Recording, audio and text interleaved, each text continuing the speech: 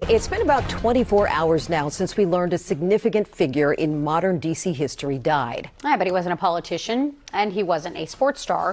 Rayful Edmond was a notorious drug kingpin. He thrived during the crack cocaine epidemic of the 1980s, which spiked the city's murder rate so high D.C. became known as the murder capital of the nation. Edmond spent 35 years in prison. He was released 4 months ago to a halfway house in Miami.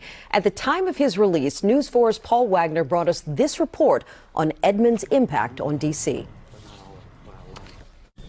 The release from prison came as a bit of a surprise. Edmond is now out in part because in the 90s, he cooperated with the government after the FBI learned he was making large drug deals with the Columbia cartel from his federal prison cell in Pennsylvania. In 1994, he flipped and became a snitch. Court records show for the next 20 years, Edmond provided information to the feds that led to the convictions of at least 100 people. Here in D.C. during the late 80s, he ran his cocaine operation from a house in Northeast where a young police recruit successfully infiltrated the gang. In 2019, News 4's Jackie Benson spoke with the undercover officer, now retired.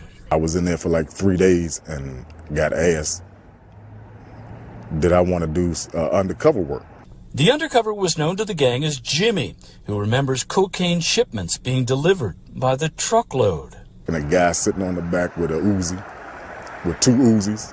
At one point, Edmond became close with some of Georgetown University's top basketball players, and Coach John Thompson met with Edmond and asked him to leave his players alone. Rayful respected that because Rayful was a big basketball fan. The crack epidemic had the district in a vice grip for years, with countless murders linked to it. In the district, Paul Wagner, News 4.